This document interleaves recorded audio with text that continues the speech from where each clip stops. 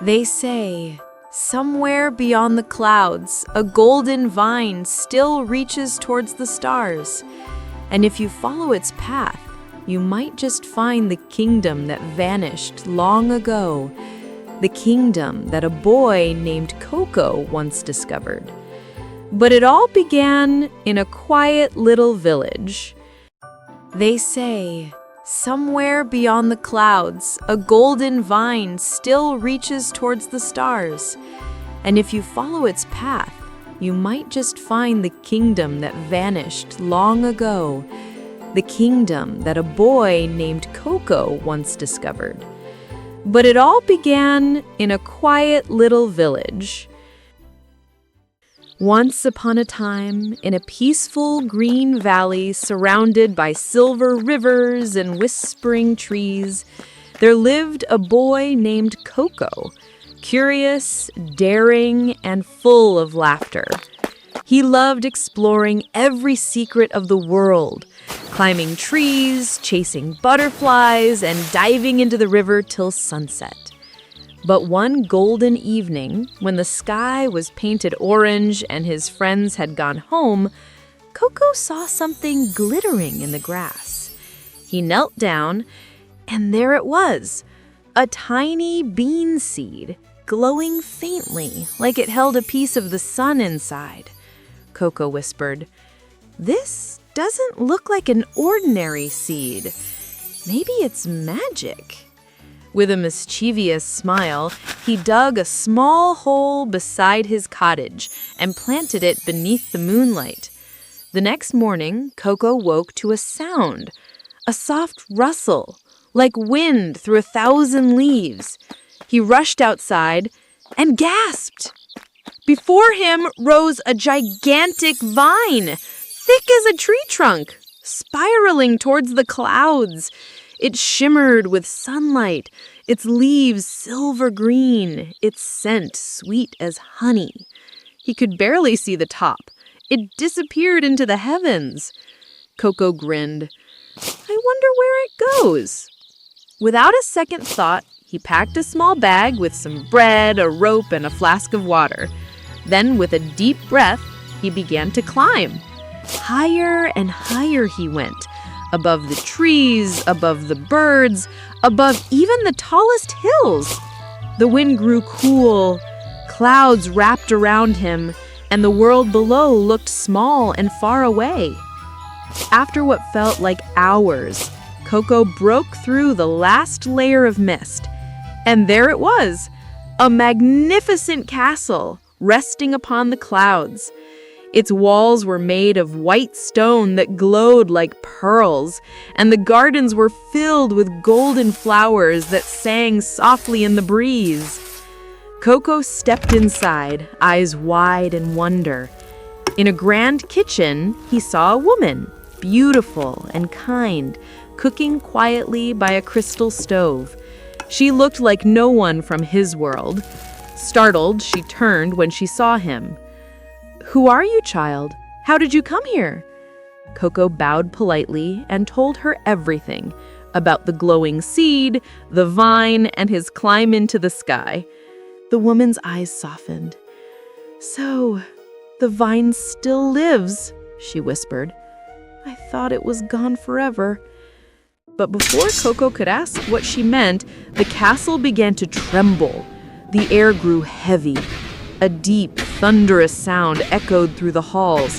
Thump, thump, thump. The woman's face turned pale. "Hide, quick! He's coming!" Coco slipped into a tall cupboard just as the door burst open. A monstrous beast entered, taller than any man, his eyes burning red, a chain of iron around his neck. The floor shook with each step. He sniffed the air and growled, "I smell a human. Where is he?" The woman stood firm, though fear flickered in her eyes. "You're mistaken, my lord. There's no one here but me." The beast snarled and overturned a table, roaring in frustration. But after finding nothing, he stormed away, leaving the castle trembling in silence. The woman quickly opened the cupboard. "Are you all right, child? she whispered. Coco nodded, his heart pounding. The woman led him to a quiet room filled with stars carved into the walls. She spoke softly, her voice tinged with sorrow. I am Queen Elara, once the ruler of the kingdom below. The beast you saw, he was once a man, my royal guard, but his greed for power cursed him into that monster. He imprisoned me here and bound my life to this castle. Coco frowned. Then how can I help you? There must be a way.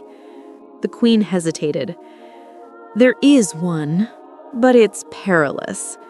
The beast's life and my prison are bound to a pink fish hidden deep in the ocean, sealed inside a glass jar. Destroy the fish and the curse will break, but none have ever reached it alive. Coco's eyes blazed with determination. I'll find it, I promise. Coco climbed down the vine once more, his heart full of courage. After days of travel, he reached the edge of the great sea. There, an old fisherman saw him and shook his head. Boy, many have gone after that cursed fish. None returned. The jar is guarded by magic. Coco only smiled. Then, maybe it's time someone tried again. He dove into the deep waters. The world turned dark, shadows swirling, the sound of his heartbeat echoing. Then far ahead, he saw it, a faint pink glow. Inside a crystal jar floated a delicate pink fish, its scales glimmering like rose petals. With one swift motion, Coco drew his dagger, broke the seal, and struck the fish. The sea roared, then grew still. The darkness faded into calm light. The curse had broken. Coco climbed back up the vine as fast as he could.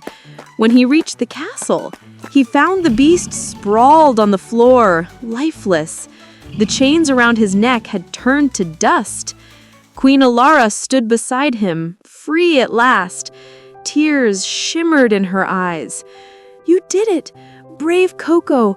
You freed me and this kingdom. The clouds glowed with golden light, and bells chimed from the distant towers. The queen smiled warmly. Come, let us return home. The vine gently lowered them back to the earth, as if the sky itself was bowing in gratitude. When they reached the village, everyone gathered in awe. The king himself ran to embrace the queen, his long-lost love. She turned to the crowd and said, "This boy saved not only me, but the entire kingdom." The king placed a golden crownlet upon Coco's head. From this day on, you shall be known as Sir Coco, hero of the Skyvine. The queen smiled and placed something in Coco's palm, a small golden seed glowing softly. When you ever wish to see me again, she said gently, plant this and it will guide you back to me. Coco grinned, eyes shining. The next morning, when he awoke, the vine was gone, vanished without a trace. But on his table lay that golden seed, glowing faintly under the sun. And they say, even today, on nights when the moon is full and the wind hums through the fields, you can see a faint light rising from the clouds, the last shimmer of Coco's Skyvine, the path that once reached the heavens.